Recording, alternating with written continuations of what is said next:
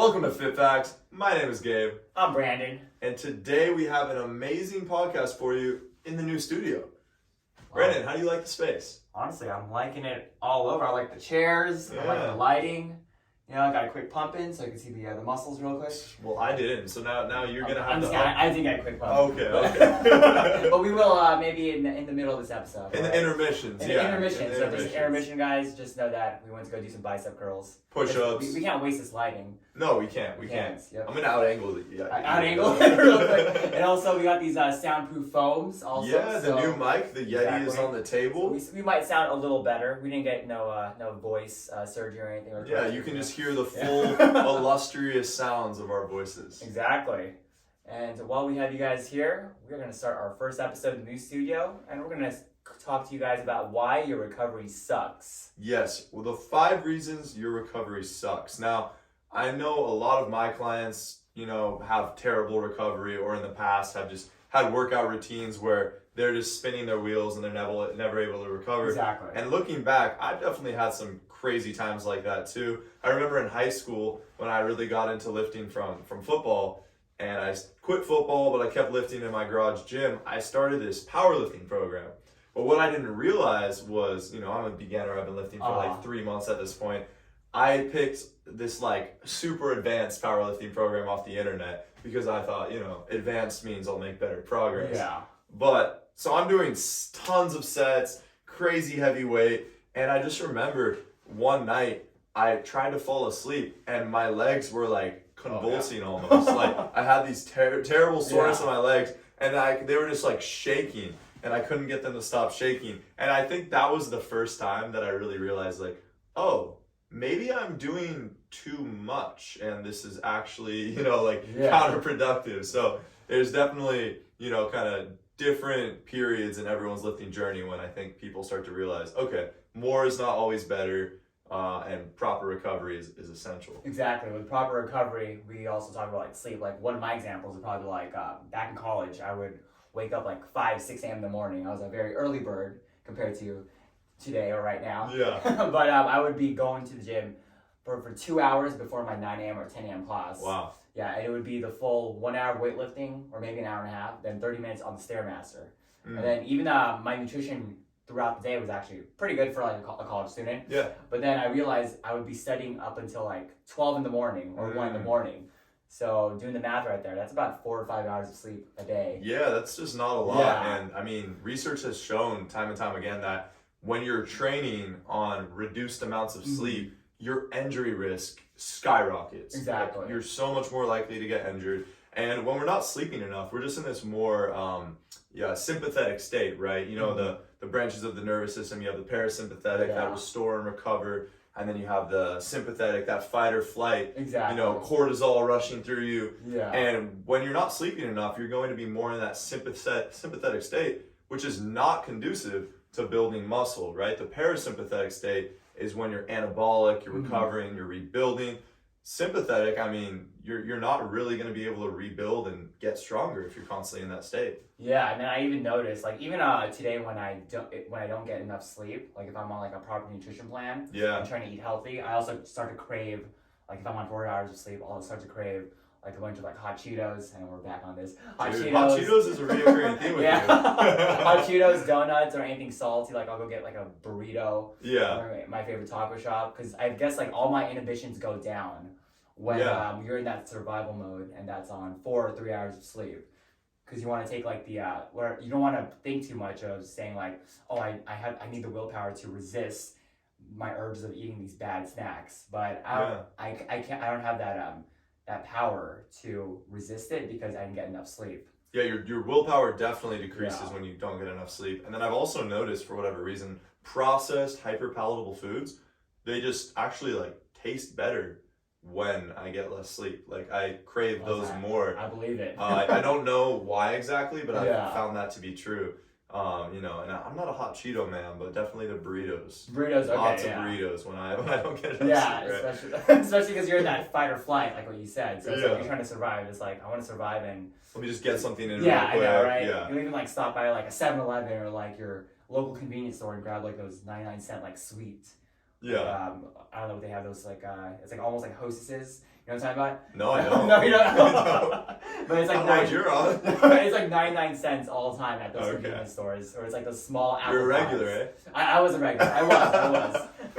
I didn't pay my monthly membership. And then on top of the diet aspects, I definitely have experienced when I have times of less sleep, my mental health just isn't as good. So my mood overall, I'm not going to be as, happy. Mm-hmm. I'm not as sharp, cognitively, I'm just not, as quick. And if I just go maybe 3-4 days without getting enough sleep, I might just feel like, not great. Like mentally, I'm just kind of like bummed out for no reason. Yeah. I'm just like, I don't know. And then, fix my sleep, mood always increases. So, if your mental health is not great, if your mood is off, you're going to feel less motivated to go to the gym. Yeah. You're probably going to feel less good about the progress you're making. Mm-hmm. So it just ties into everything. Yeah, you'll probably just want to like stay in bed or just like stay home and just like watch Netflix instead of hitting the gym after work. Yeah. Like you don't feel that motivated to say, oh, I'm excited for the gym to make some progress. You're going to feel tired as shit and you're going to be like, I'm just going to stay in. This couch feels too comfy already. Let me just skip the gym for today and hope tomorrow's a better day. Yeah, I'm just going to binge watch something. I know, exactly. And I mean, if you're lacking on sleep very significantly, your body needs sleep. It actually doesn't really need to lift weights in that mode because it's just like, we just need sleep right now. If you go into the gym and lift weights, that's just going to be an additional stress on the body, which if you're sleeping enough, if all these recovery components we're talking about today are in check, that's a good stress, that's a eustress. But if everything else is just not right, it's just going to pose an additional stress. Exactly. And speaking about stress, that would be point number 2. Point number 2 of why recovery sucks.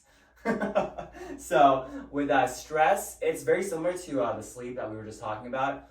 But this stress could also mean stress from either work, from either your relationships, or it could even be something simple as like if you're driving through a shitload of traffic every day and you just want to yell and be like, oh, why am I stuck in this traffic? You just keep thinking about that, keep having your mind preoccupied about that. That does add the same stress to your body as if you were on 3 hours of sleep, unfortunately. Yeah, your body doesn't really perceive stressors as we can. We can compartmentalize things and be like, okay, like this is a physical stress, this is a work stress, this is a relationship stress. Your body just says stress is stress. Yeah. And when all of that starts to compound, it just puts you in, like we were talking about earlier, that sympathetic state where your body's just not as prone to being able to recover and build muscle and perform better. So definitely we want to be very cognizant of reducing stress, like you said, whether that's lifestyle stress. And sometimes you just, you're going to have acute stress and there's really not much you can do with that. Yeah. I remember when I was doing Orange Theory coaching, I was training to do that. And there was this point when the person who had hired me said, all right, I really want to get you up to speed. I want you to attend 5 Orange Theory classes minimum per week. And I want you to go through the workouts. Jeez. And then, so I was, doing 5 Orange Theory classes a week. And then my lifting routine that I had been doing was 3 times per week. So, I came into this and I knew, all right, I am not going to be able to do all of this because even though my lifting, is a little different of a style and Orange Theory is a little more cardio based, both of these are stressors on the body. Yeah. So I dropped it down to 2 times a week lifting. And, I actually found that in this, about a month-long period, I had to drop it down again to 1 time a week. Yeah. And when I dropped it down to only lift 1 time a week, I started gaining strength and building muscle faster than 2 times a week because it was just so much on my body at that point, with everything going on, I just couldn't recover from anything more. So we have to be, able to adapt. Very mindful, yeah. Even like when you go into your workouts, let's say you're doing like a very heavy, aggressive program of like strength training even, or even for like my clients, like rehab. Yeah. It's like we're really focusing on performance of like for strength training, how well can you back squat, or for rehab, how well can you brace your core while lifting something up. Yeah. If you have a lot of stress, let's say you come in and your body's not really good at handling the stress from work and your session's like in the evening, during our session or whenever you work out, you're going to be thinking about that stress the whole time. Like, why did I meet this deadline? Or what are my employees doing? Yeah. Stuff like that. When you should be thinking about like your body during that actual workout. So it does have that inhibit your performance gains as well for your workouts, which will lead to not you advancing your whole workout program. That's one big thing. I also remember you saying that research has actually shown that when you're lacking on sleep or you just have a lot of high stress, you become more sensitized to pain. Is that true? So lacking sleep, sensitized to pain. Oh yes, yes, that is true, because when you're on low sleep and you have high stress, your body's in a full survival mode right there. So anything that any of your common body aches that you have on your body will be amplified even more, because your central nervous system is just so shot up that normally when you're on like regular sleep, regular stress, your body's still trying to like, make those aches and pains in your body, like you're trying to heal it slowly, like that chronic pain. But when you're in fight and flight, it's gonna amplitude it up, because we're trying to protect those areas. So it's gonna send either a lot of stimulus to those muscles to tighten up those areas that have pain. So let's say lower back, for example. If you have low sleep and you're in a high stressful environment, the muscles around that lower back will be tightened up even more. Just so the body can protect that lower back, because the body's thinking like, oh hey, we can tighten up those muscles. Then let me protect that lower back area by tightening up the erector spinae, QL, the glutes, and all of that. Even the core, they'll even tighten up the core, so you won't be able to relax it, and you could perceive that as, oh shit, I have a lot of pain right there. Because a lot of my clients, they would always come in after like a very like stressful meeting, or like something tragic happened in their family, or something in their social life, and they'd be like, oh yeah, I think my shoulder's acting up, or my back's acting up. Then they wouldn't tell me that at first, but what I asked them during our sessions, like, oh, how's work going, or anything happened at work, how's your spouse doing, or whatever, and then they'll like tell me like some information. I'll be like, okay, that might be the reason why. And I mean, even when we talk about something like the biopsychosocial model of pain, I mean, pain is not just physical. Pain is linked to what's going on in your environment, where your mind is at. So if you're really stressed, if you're going through these like intense periods of emotional turmoil in your life, that is going to affect pain. And that's just another stressor that you want to be aware that you need to control if you're trying to lift frequently and make some gains in the gym. Yeah, exactly. So next point is going to be nutrition. All right, now nutrition is very important, because that is how your muscles rebuild and repair.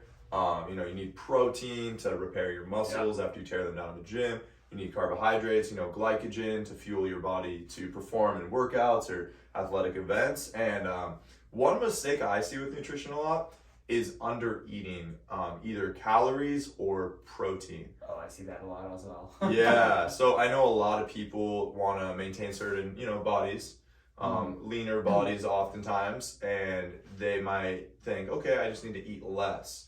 What I've seen happens very frequently with clients I'll get is they'll come in and I'll ask them, okay, what's your nutrition look like right now? And they'll tell me, yeah, I was just kind of eating whatever, but I'm just going to drop it to 1,000 calories a day. And I'm like, no, that is the last thing you want to do, because right now, coming in with the goal of weight loss, we want to build muscle to aid you in this goal. To build muscle, you need calories. To perform in your workouts, you need calories. And also, if your goal is to lose weight and you drop your calories really low, sure, you're going to have some short-term weight loss, but eventually that'll stall out. And then when you want to continue to lose weight, you're going to have to drop it even lower. And when you're on that few calories, your hormones are going to be negatively affected. It's going to be a bad deal, right? So we want to, even if your goal is to lose weight, you want to eat the highest amount of calories you can while still losing weight. So even if that's your goal, and I mean, if your goal is to actually actively gain muscle or put on size, you really need to be careful to eat adequately for your body. Exactly. You got to learn how to like fuel your body and see food as a fuel, especially if you're doing some kind of a strength training program and you want to progress in that program as well. And also a big thing I see people do with in terms of nutrition and recovery is I don't see them drink enough water. Like I would ask a few of my personal training clients, like, hey, I just want to get to know like what their morning routine is, if they have one, just to see how the nutrition is. I'd be like, oh, so what do you do in the morning?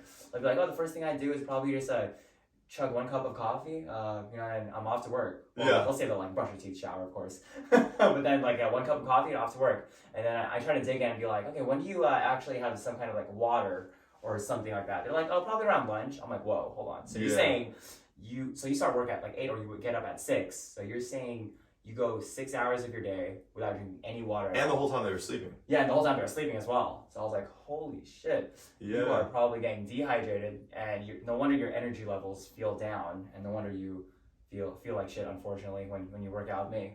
Yeah, so as far as water, I think a thing I heard was like half of your body weight in ounces is kind of like a good general daily intake amount. So I usually try to shoot around there, and that works pretty well. Yeah. On top of the water, though, electrolytes are going to be big too. So that's something I didn't start focusing on until more recently. Okay. But I know a lot of people who have mostly like whole food diets. You know, if you're eating a lot of processed food, you already have a lot of sodium. But a lot of people who have mostly whole food based diets who also exercise really frequently, they're going to be needing more sodium actually. So I've actually found that supplementing with a little sodium, like salt, in my water before a workout, or focusing on electrolyte-rich foods like bananas, things that have potassium, or some simple carbohydrates. That has really helped me just to feel better with my performance and also just better throughout the day. Oh, okay. Yeah, that is pretty good because just like hydrating yourself will just help you even get motivated for your workouts, because there will be those times in your programs where it's like, I don't feel like doing any kind of exercise at all. Yeah. So you really have to dial into that nutrition. Yeah, when I'm feeling dehydrated, like I might get a headache. Yeah, you get I brain might just fog feel also. brain fog, just feel kind of tired overall. So staying up on your hydration, making sure you're having adequate electrolytes is huge. And then as far as those macronutrients, if we look at each macronutrient, protein, carbohydrates, fat. Well, how do your muscles rebuild? They rebuild with protein. The amino acids are going to be those building blocks of the muscle. How do you perform in your workouts? Carbohydrates, that's what gives you energy. How do you exist and not die because your hormones are able to function? Fats. Yep. So, when there's a lot of trendy diets out there, and, some people think, okay, I want to do no carbs, or I want to do super low fat. But we have to remember that these are called macronutrients for a reason. Your body needs each of these nutrients. And, you can survive on extremely low carbs. And keto might have a place if you're, hospitalized and you have some really specific condition. But for the average person, you're going to feel so much better consuming carbs than if you're doing the keto diet. So eat all of those macronutrients. It's going to help you with your performance. Exactly. Eat more, live well.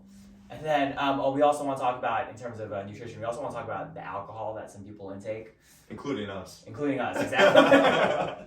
Because there's some people that having like a few drinks over the weekend, that's fine. But there's some people that I have some clients that will drink probably every other night, like either going out with their friends or some who have like a job. They do happy hour like with their coworkers, maybe like every Monday through Thursday.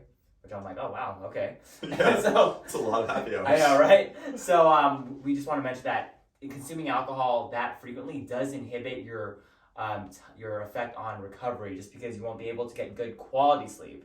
You might feel like you'll be able to sleep easily, but the quality of sleep of like wake time in your sleep or light sleep will be a little much more. So you won't be able to hit those deep sleep targets, which is where people recover the most. That's where the muscles want to gain their muscle building mass the most. Yeah, when you're sleeping, that's when we rebuild, when we recover. And it's actually been shown that alcohol actually does impair the process of muscle protein synthesis, which is how we build muscle. Yeah, so, exactly. It's definitely going to affect you, even if you just have a couple drinks. Like, obviously, we both drink from time to time. Yeah. Generally, when we do it, it's more in moderation, and it's fairly infrequent. But I even found that when I was maybe having a drink, 1 to 2 drinks, maybe 2 to 3 times a week, that still really had significant impacts on my workouts. And since, I'm the type of person, I'm very focused on my performance in the gym, I want to improve there, I realized that, you know what? I'm probably not really going to drink several times a week. It's going to be once a week at most, because I noticed even 1 single drink will affect the quality of my sleep. And I felt that pretty profoundly, but even if you don't really notice it, if you have maybe like a tracker that tracks your sleep, my friend was telling me the other week that he had simply, it was like one and a half drinks. And this is a big guy. He's like 200 pounds, probably takes him like 4 drinks to even feel something. Mm-hmm. He went to bed and his like sleep quality on his Whoop tracker went from like, his averages were around like 80%. It dropped to 40%. Just off a drink and a half. Yeah, honestly, my Whoop band is so good at like detecting like your recovery if you do drink or not. Yeah. Because every time I do have at least like 2 drinks and I go to bed, my recovery is always in like the 20% or like the 15% range. I'm like, oh shit, wow, it really does track like the recovery of sleep and how much alcohol just affects my sleep. Totally. There's actually this comedian, Bert Kreischer. He has a Whoop band, and he was saying something which I'm confident is total BS, but it was hilarious. He's like, yeah, when I drink vodka, my Whoop tracker said my sleep was horrible, but when I drink this like specific type of tequila, perfect. He's like, you just have to drink tequila. Oh, yeah, wow. No, we're not promoting that. I don't think tequila is the answer to your recovery issues. For real. Well, watch Whoop Band like see that and be like, maybe we could partner up with like the nearest or the biggest tequila brand and be like, promote them and write articles about them. I will say one other anecdote though. My friend, I lived with him in college. He was like a workaholic. Like he worked all the time. He was an engineering student, and like, he to fall asleep would take 2 shots of Hornitos every single night. Every single night? Every single night. He'd pull it out the freezer, boom, boom, 2 shots of Hornitos. And he claimed, he was like, my immune system is so good, I never get sick, my energy's great, and it's due to the Hornitos. Jeez. And he still claims to this day it was the Hornitos, which like, if you look at anything, like all the studies and data out there, he's wrong. But I mean, you know what? I'm not going to say he's wrong, right? That was his experience. I just think it's funny. Oh, yeah. So number 4 is going to be using proper volume and intensity. So volume is going to be in a workout, the sets of exercises you're doing, the reps, and the weight, all of that kind of together is the volume you're doing in a workout. So we got to remember that more is not necessarily better. So sure, volume is going to be the main driver of muscle growth, but if you just do, let's say you do 10 sets, and then another person does 20 sets, and then another person does 30 sets, there's going to be diminishing returns. So initially for one person who maybe they do 1 set of bench press a week, and they want to grow their chest, and another person does 2 or 3. Okay, they're going to experience more muscle growth with 2 or 3. Yeah. But once we keep adding on, first of all, it's very dependent person to person, but more is simply not better, because again, like we said, this is a stressor on the body. So you want to kind of find that spot where you're noticing progress, but you also feel after your workouts that you're energized from your workouts. Your sleep quality is good. You feel fine, and it's not like this overwhelming thing where you're having intense delayed onset muscle soreness and you can barely walk, because that is actually going to be counterproductive. Exactly. Like, you don't want to get out of your workouts and just feel like you're about to walk or crawl out of the gym. Someone needs to like put you on a stretcher, because that's how it was with just my experience, like being like a CrossFit member at a gym, and also having clients for physical therapy from that CrossFit gym. A lot of them, they went to the expectations of CrossFit just because of how it's advertised, like saying like, oh wow, it's so intense, it burns a lot of calories on the Apple Watch, Whoop Band. I'm gonna do it. So because I always ask them like, oh, what got you into CrossFit, whatever. That was their number one reason. Wow. Yeah, but then a few months down the road, when like 3 to 4 months in, they're always telling me like, yeah, I don't really see any like physical results with CrossFit. I don't know why, I've been going like 5 times a week. And then so I kind of dig in and be like, okay, so how long were you going 5 times a week for? Is it like, were you actually going since month 1 to month 3, 5 times a week? They're like, oh no, I took like a 2-week break because I injured my back or injured my shoulder. So I'm like, okay. So, and then you went back to 5 times a week right after your injury or after it was cleared. They're like, yeah, actually I did. Yeah. And then pretty much the whole cycle keeps going of where like, they go intense as shit for about 2 weeks, 5 times, and they go, and so with CrossFit, they have a difficulty where it's like you can either choose to do RX, which means that's the highest difficulty of that workout, or you can do like a level 1, like L1, L2, or a regression. So a lot of the new CrossFitters that just joined the CrossFit gym, they all go into RX. Which oh my god! I don't know why. I'm like, wait, why? It's an ego thing. Probably. Yeah, it really is an ego thing. Like, I mean, this CrossFit gym does offer like something called a foundational class, where it's like, okay, yeah, I'll learn the movements with actually the CrossFit coaches, like one-on-one or in a smaller group setting. Mhm. They'll do that for like a week, but then after that, they stop doing that class, and then a lot of them, they just go into that more We're advanced experts class. now. It's yeah, been we're a week. experts. Yeah. Yeah. So I'm like, wait, you're doing that? And then when I would work with them, the ones that I got as clients, they would ask me like, yeah, why do more people who do like strength training or like bodybuilding, why do they look more fit than people who do CrossFit when we're punishing our bodies? Yeah. And I'll tell you right now, it's because you're punishing your body. Like, Exactly. you're not really focusing on recovery. You're never like modifying the intensity. Like you're out here telling me saying you're going RX five times a week. Yeah. Just trying to go max out and trying to just get as much calories as you can on your Whoop Band or Apple Watch. Like you're literally telling your body like, hey, I want you to kind of just be efficient in whatever this workout is and just burn as much calories as you can. And when you tell your body that, your body's going to stay in that state. It's either going to adapt to it where you won't make any progress, or it's going to stay in that state so much to where your body breaks down and that's where you get the joint pain. Yeah. Yes. You're never entering that parasympathetic, that rebuild Yeah. phase where you can, have anabolism occur, which is where your muscles rebuild. And a lot of things, or another thing to know, this is just kind of a principle in resistance training is if you're going to up your intensity, you're going to have to take your volume down. Yeah. As far as if all your sets are really close to failure, you're using heavy weights, low reps, doing sets of 3 on squats, maxing out on bench press, you're going to have to do less total sets in the workout. You can't have crazy high intensity and crazy high volume. These are going to be in kind of an inverse relationship. And also, like I said, everyone with volume, proper volume for someone is going to vary genetics, right? So, I've been training for about 4 years.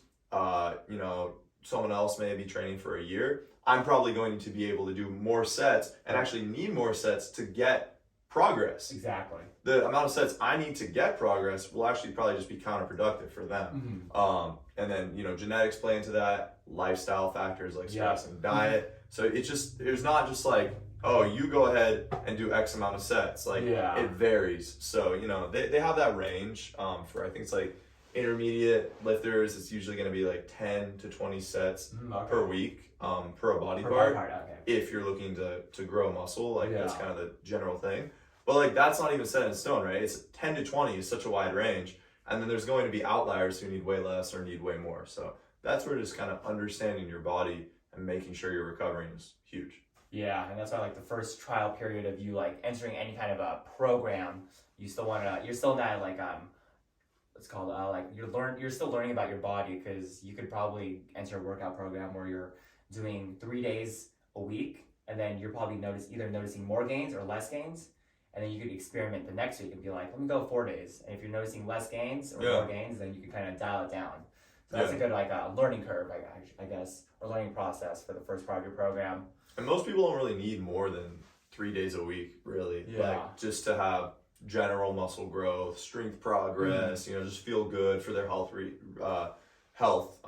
But if someone's really serious about it and they want to go more, like you said, just listen to your body. Yeah, you got to modify the intensity. Yeah. So, especially you CrossFitters listening out there. I know.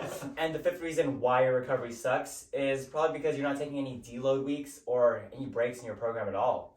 You're probably going heavy as shit for about like 4 weeks straight without giving your body enough rest. So that could be you either if you're doing some heavy strength training program, you're going like you're trying to 1 rep max every single day for every lift for 4 weeks. That's not going to give your body that proper rest. Yeah, I mean, we've definitely seen in both of ourselves, taking breaks is something that, might sound scary, but will actually make you stronger. Not the same. You'll actually get stronger oftentimes when you take a break or even a deload. So, with a break sometimes, if you feel that, all these signs we're talking about where you're feeling like you're not recovering or these things aren't in place, maybe if you've been training continuously for anywhere from 5 to 10 weeks, it might be time for a break or a deload. And, you can just take a break. You could just take a couple days off, 4 to 6 days off, whatever, and that'd be fine. But if you don't want to take all the time off, you can still take what's called a deload, where you're still training, but maybe instead of using the same weight you would do, you use, 40 to 60% of what that weight was. Or you'd use the same weight, but instead of doing, the sets you would do, you do about like 20 or 30% of those sets. So those are both good ways to do it. And what I found again and again with clients and with myself is you end up coming back stronger. Like just a couple weeks ago, I was feeling kind of run down. I was sleeping like 9 hours a night and not feeling recovered. And it clicked in my mind, all right, I want to keep training, but I need to take a break. I need to take a deload. Yeah. And that was really helpful because I actually came back from that break stronger. I added 20, 30 pounds to some of my lifts just from taking 6 days off. So don't underestimate the power of a deload. I mean, this is really, really important. Yeah, and then even like your deload could also be focusing on what you're lacking in terms of like the whole fitness aspects. It could be your mobility, your single leg strength on one leg when you're doing a lift. Yeah. So one example was when I was doing a heavy back squat program a couple months ago. I kind of got injured, unfortunately. So kind of told my body to be like, hey, let me take a break real quick. Let me focus on mobility. And let me actually still do some exercise where I'm still giving my legs a stimulus to grow and get stronger. So I actually chose reverse back lunges or even some walking lunges. And that actually helped me focus more on my single leg strength, my unilateral strength. Because I did notice that my right was a little weaker than my left. So me focusing on that kind of still gave my body that stimulus to grow that muscle and even get better on one side. And so when I came back a few weeks later, more mobile, more strong on each leg individually, I was able to go back to where I was at before my injury. Yeah, so deloads and breaks, that's always a good option. But like you said too, if your body's just feeling a little worn down, you can always just maybe change the exercises you're doing, because like you said, if you're just constantly doing back squats, that repetitive motion, those same muscles maybe starting to get a little overused, just working the same muscles but in a different fashion can just allow your body to recover and progress in a little more I guess successful manner. Exactly. It's just probably like a mental barrier for some people who are thinking like, I need to lower the weight for a deload week and I'm about to lose all my progress. But no, you're not. You're probably gonna make it better and set yourself up for success in the future. I definitely used to be like that though, where I maybe I injured myself a little bit and let's say I don't want to deadlift for a couple weeks.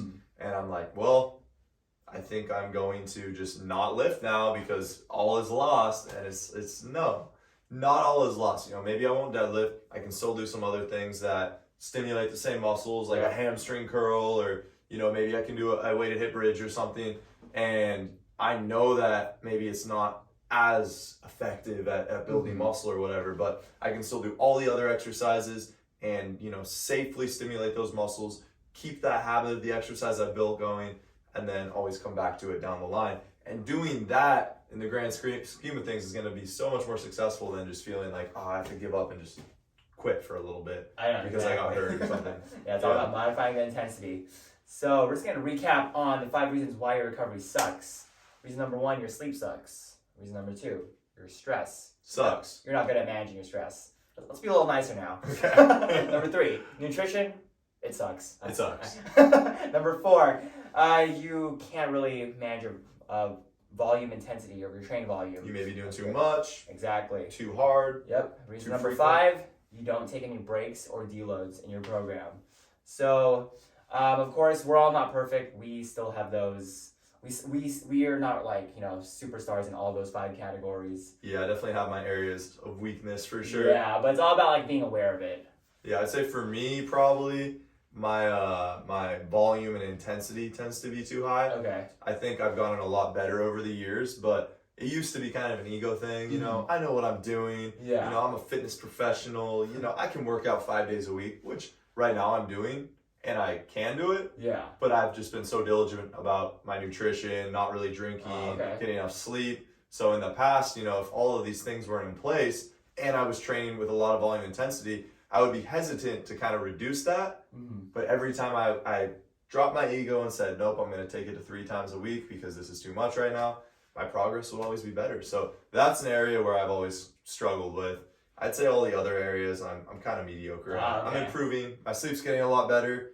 But yeah, that was my area of weakness. Okay. What about you? What do you think was your strength and your weakness? I'll go with like weakness first. I'd say like probably my sleep is probably my weakness. Like I told you before we shot this episode, I got 8 hours of sleep for the first time in so long. Yeah. You know what I mean? You're probably like, oh crap, this was a vacation for you or something. Was it like a vacation for you? I was like, oh no, I just had some time actually to focus on my sleep.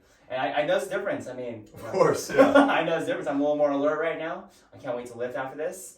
And then probably my strengths are probably opposite of yours because I think just from my physical therapy and rehab perspective, I'm able to like kind of listen to my body of like controlling the volume instead of like strength training. However, I will say because of that, I think I might be doing a little too much of focusing on that, where I'm like not focusing on maybe giving my body more volume might be a little better. Yeah. So I mean, it's all about being aware. You know, it just helps you grow in your fitness goals and helps you grow as a person as well. And that's what we're all about here at Fit Facts. So thank you everybody for listening to our inaugural episode in the new studio. I'm Gabe. I'm Brandon. And we'll see you in the next one.